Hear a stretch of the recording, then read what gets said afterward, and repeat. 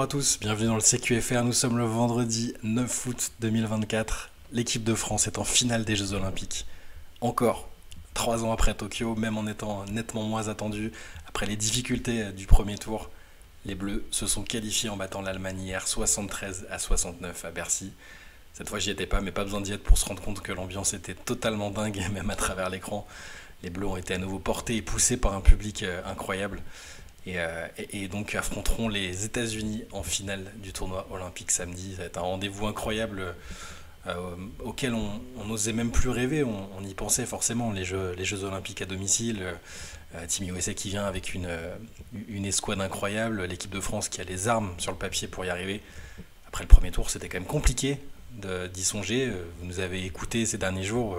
Je pense que vous étiez à peu près aussi sceptiques que nous. Et il n'y a finalement que les joueurs, sans doute, qui croyaient encore vraiment en eux et en leur capacité à réagir après ces premiers jours difficiles. Et ce qui est fort, c'est que sur ce match contre l'Allemagne avait évidemment un avantage psychologique. Après nous avoir écrabouillé, donné une leçon de basket en phase de poule. Et honnêtement, c'était parti pour une nouvelle démonstration. En tout cas, moi, je l'ai ressenti comme ça sur le début de match avec une entame très très compliquée. Mais cette équipe de France a des ressources mentales insoupçonnées, la capacité de ne pas se laisser abattre et de renverser des montagnes. Et elle l'a fait à nouveau contre l'Allemagne. C'était encore un grand moment. Et est-ce qu'ils seront capables de faire encore plus contre une équipe américaine dont on parlera tout à l'heure, qui a montré quelques limites, quelques hésitations. Les Serbes sont vraiment pas passés loin d'un exploit qui aurait été absolument historique. Ça, on verra pour cette affiche de samedi. En attendant, on va quand même revenir ensemble sur ce match incroyable, ce match face à l'Allemagne. Même 5 majeurs que contre le Canada. Vincent Collet a clairement confirmé cette direction prise en quart de finale, avec le même pari fait sur la défense, sur un collectif très très soudé. Et il l'avait dit depuis des semaines, hein, on cherchait ce fameux projet de défense dans le contenu des rencontres, on ne l'avait pas. Sur les matchs face au Brésil, face au Japon, face à l'Allemagne, n'en parlons pas. Et on a commencé à le voir contre le Canada. C'était pas une parenthèse enchantée, c'était le vrai visage que doit avoir cette équipe de France. Et on l'a à nouveau vu, en tout cas après un premier quart-temps très très compliqué où les Allemands rentraient tout ce qu'ils voulaient, où les Bleus, eux, n'y arrivaient pas particulièrement et où ils étaient aussi maladroits. Et finalement, avant la mi-temps, le retour, un deuxième quart-temps exceptionnel, fait beaucoup d'intensité, d'efforts défensifs, d'une meilleure exploitation des contre-attaques, des situations de jeu, le fait de réussir à limiter Franz Wagner par exemple, qui nous avait fait une misère incroyable au match de poule, et même en freinant quelque peu Schröder, qui a été bon sur une période mais qui a eu du mal à conclure, même lui a tremblé sur la ligne des lancers sur la fin et a conforté la victoire des Bleus. Même avec ça, les Bleus ont été quand même très très très très pertinents sur le plan défensif et sur le plan collectif. Tout s'est joué sur la ligne des lancers à la fin parce que les Bleus avaient pris une dizaine de points d'avance dans le quatrième quart-temps. Les Allemands sont revenus, les Allemands ne se sont pas avoués vaincus et il y a eu 40 secondes interminables, irrespirables. Franz Wagner qui nous met un 3 points super lointain qui les ramène à 2 points et là à partir de là c'est le jeu des lancers et c'est la tension. Victor Wembanyama s'est retrouvé dans la situation de pouvoir donner 4 points d'avance à l'équipe de France. Il a manqué son premier lancer, il a réussi le suivant, ça nous a donné juste assez d'air pour pouvoir garder la main sur le match, faire faute sur Schröder, qui, comme je le disais, a manqué l'un de ses tirs. Et derrière, c'est Isaiah Cordigné qui décidément est de plus en plus... alors j'ai pu dire surprenant parce que ce serait un manque de respect, c'est pas parce que moi ou d'autres on l'a pas assez vu jouer avant en Europe que c'est un miracle et qu'il ne refera plus jamais ça. C'est la révélation de cette compétition pour l'équipe de France, tout simplement. C'est plus un facteur X. Sur le papier, sur la définition, ça l'est, parce que à partir du moment où il n'était pas attendu, c'est un facteur X. Ça devient un cadre, une pierre angulaire de l'équipe, un joueur totalement décisif sur ce qu'il fait, et sur ce qu'il a fait jusque-là et sur ce qu'il peut encore faire. Et donc lui, sur la ligne des lancers, 7 secondes à jouer, il rentre ses 2 lancers sans aucun... Enfin, sous pression, mais sans aucun mal. Ça montre quand même le caractère, le mental d'un joueur, je trouve. Et Isaiah Cordigné qui a encore marqué 16 points à 6 sur 13 avec 18 d'évaluation. C'est la deuxième meilleure évaluation de l'équipe de France sur ce match. Isaiah Cordinier qui a été fantastique. Il prend 7 rebonds aussi, 2 passes, 2 interceptions. Enfin, voilà, un match XXL, un joueur qui a été plus que ça, plus qu'une révélation, un joueur incontournable qu'on n'a plus du tout envie de voir sortir de l'équipe de France et qui va, je pense, faire partie de l'équipe encore pendant bien des années. Et donc magnifique match d'Isaiah Cordinier, bravo encore à lui. C'est pas le seul à avoir brillé avec ses 16 points. Il y a eu un joueur qui peut-être est le MVP, si on doit décerner un MVP de cette rencontre, c'est Guerschon Yabusele qui, comme lors du match précédent contre le Canada, a été encore phénoménal par son intensité, par sa régularité, sa fiabilité. Il finit avec 17 points à 7 sur 11 au tir et 7 rebonds. Il a brillé encore. C'est Evan Fournier après le match qui disait Guerschon leur a cassé la gueule, Isaiah aussi. Et c'est un résumé qui peut sembler simpliste, mais qui est un peu ça. Et Guerschon Yabusele a eu cette énergie, a transmis cette énergie, a opposé son énergie à celle des Allemands, et il a à nouveau été incroyable. Lui, c'est plus une révélation, ça fait plusieurs compétitions que Guerschon est excellent avec l'équipe de France. Et dans ces rencontres de cette intensité-là, forcément, là aussi, ça fait la différence. D'autres joueurs aussi, on peut citer toute l'équipe a apporté ce qu'elle pouvait sur le plan individuel. Il y a finalement, parfois on dit qu'il y a des équipes qui, d'un match à l'autre, peuvent sortir des armes différentes. Nous, on a utilisé les mêmes armes que lors du match précédent, c'est-à-dire que le physique de Mathias Le Sort, l'intensité de Mathias Le Sort ont été aussi essentiels, je trouve. C'est un joueur qui était, on le pensait peut-être en balance pour faire la liste, pour la liste définitive, et il s'est imposé comme un joueur absolument essentiel. Il joue 16 minutes, il marque 10 points à 4 sur 5, il prend des rebonds. Il y a toutes ces actions aussi simplement où sa présence est perturbante pour l'équipe d'Allemagne. Il a commencé la compétition dans un rôle de doublure de Rudy Gobert. Il faisait partie des joueurs qui étaient dans la rotation intérieure sans être titulaire. Et là, on se retrouve avec Rudy qui est sur le banc, qui a plutôt bien apporté sur les 5 minutes où il est passé sur le terrain. L'association avec Wembanyama était très très courte, mais sur cette période-là, les Bleus ont été impressionnants défensivement, comme on l'espérait un peu au moment où cette association-là est née.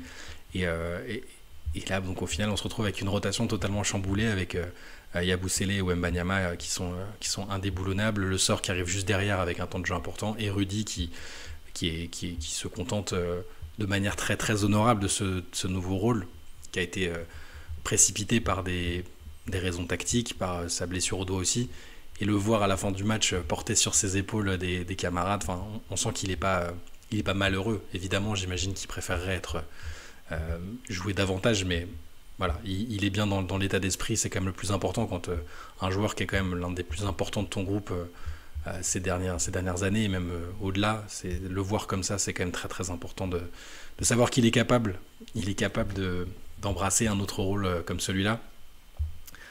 Que dire de plus sur ce match ? Voilà, collectivement, individuellement, les Bleus ont été sensationnels.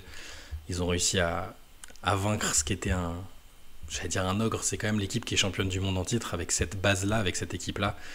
Et elle a réussi par cette capacité à défendre fort au bon moment, à l'éliminer tout simplement. Je repense à Nicolas Batum aussi, qui a été admirable. On n'a plus envie de le voir arrêter avec l'équipe de France, avec la compétition qu'il est en train de faire. Nicolas qui joue 28 minutes, 9 points, 3 passes décisives, un contre splendide, magnifique sur Dennis Schroeder. Un chase down block qui a son importance aussi, psychologiquement, savoir qu'il y a un joueur qui est capable de faire ça sur le terrain. Pour les Allemands, ça n'a pas été, c'est pas simple. Et Nicolas Batum qui a été un meneur exemplaire à nouveau. Victor Wembanyama, match offensif très difficile. C'est un peu l'histoire de sa compétition. 4 sur 17 au tir. Mais l'impact défensif d'un joueur qui est en train d'apprendre, qui apprend ce que c'est le basket de sélection d'équipe nationale.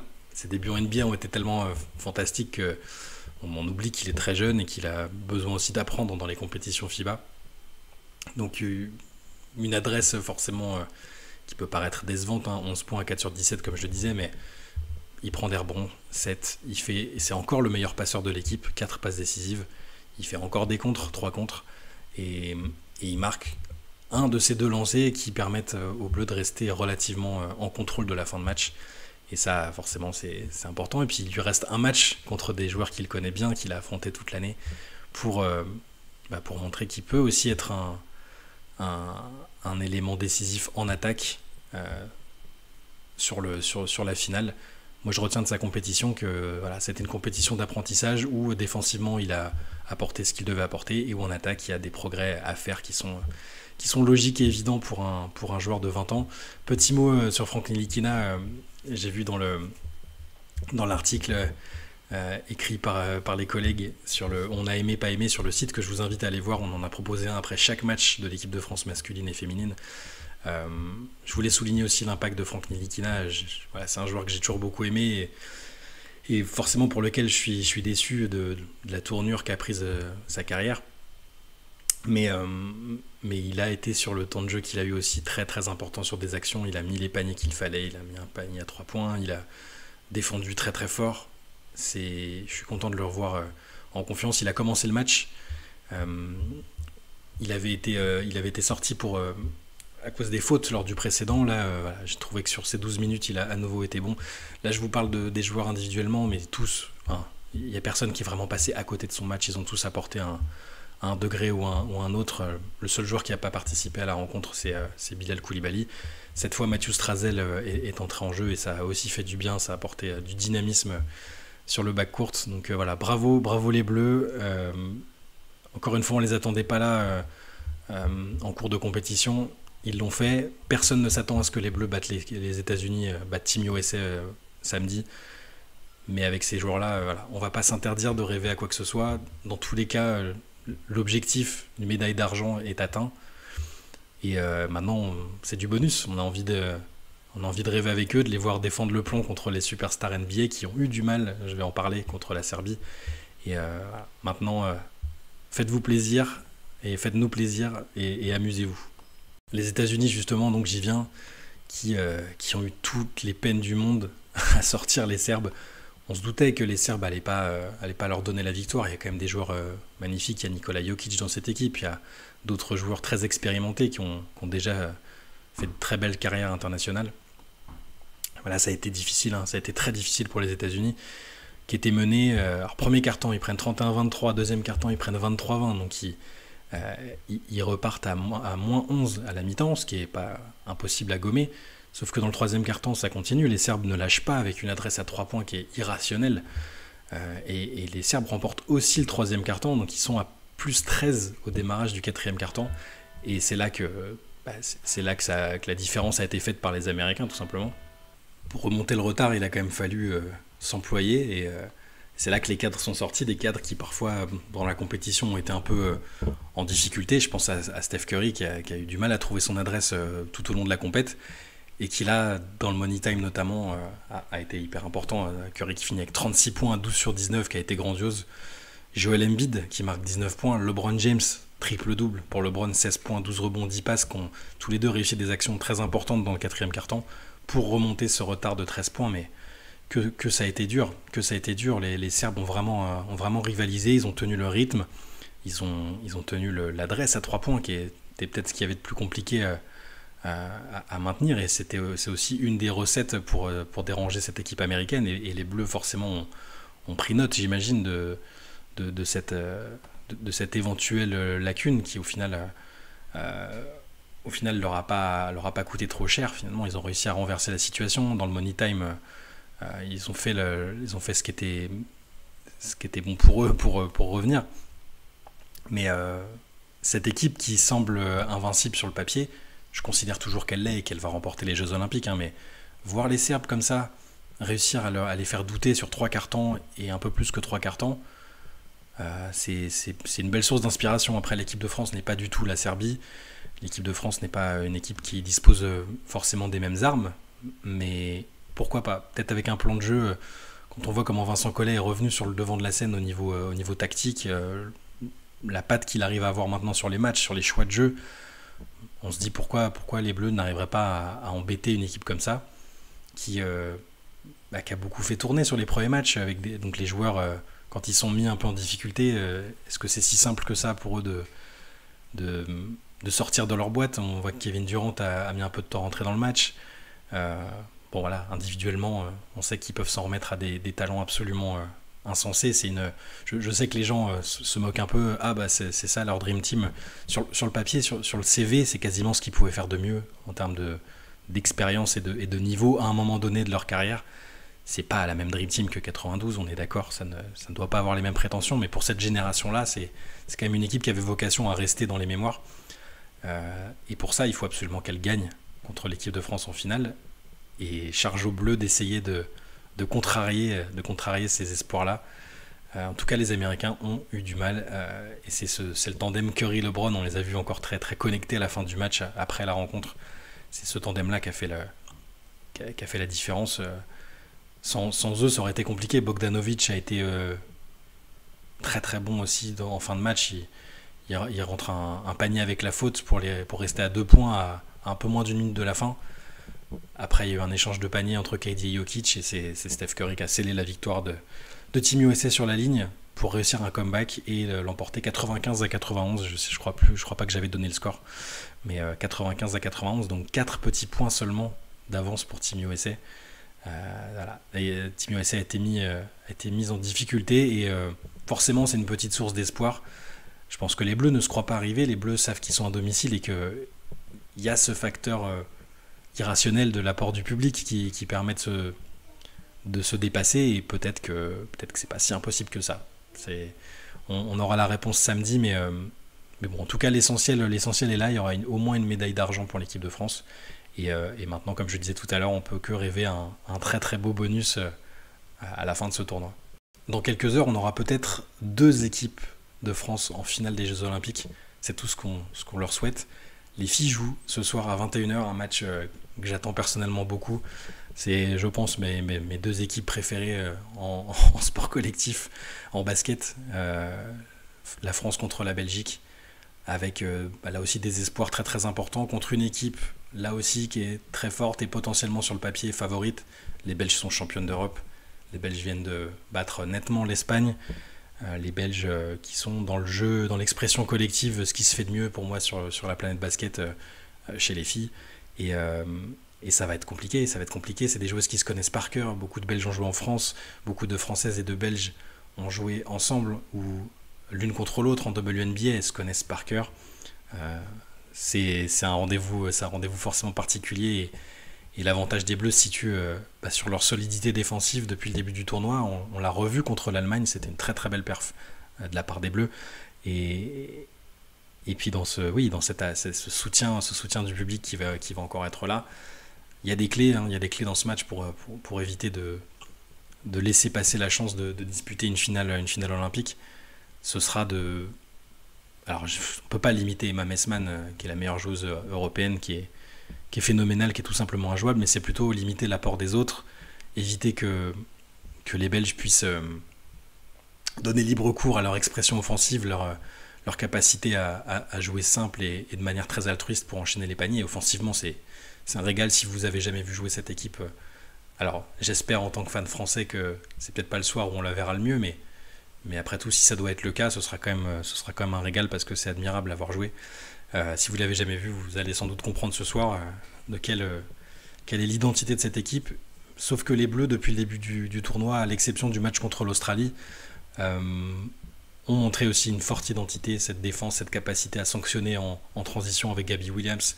Ce match de très haut niveau réalisé par Marine Johannes aussi sur le match précédent contre l'Allemagne. Il y a quelque chose, il y a aussi une osmose entre les filles qui fait que le rapport de force est plutôt équilibré, je trouve, au moment d'aborder cette demi-finale olympique. De l'autre côté, il y aura Australie, Team USA, donc je pense là aussi, sans trop me mouiller, que les États-Unis vont l'emporter, mais voilà, il y a une potentielle double finale France-États-Unis qui attend les Bleus en cas de victoire contre la Belgique ce soir à 21h. Ne ratez absolument pas ça. Ça va être phénoménal. Et les Bleus, même à distance, ont besoin de soutien. Donc voilà, 21h à ne pas louper. On va se laisser là pour le CQFR ce matin. On se retrouvera lundi avec plein de choses intéressantes à se raconter. Un débrief de la compétition, du tournoi, de tout ce qui s'y est passé. Un tournoi incroyable sur le plan du basket, que ce soit en 5-5 ou en 3-3. Voilà, on aura plein de choses à se raconter. En attendant, je vous souhaite un très très bon week-end et on se retrouve vite lundi matin. A plus.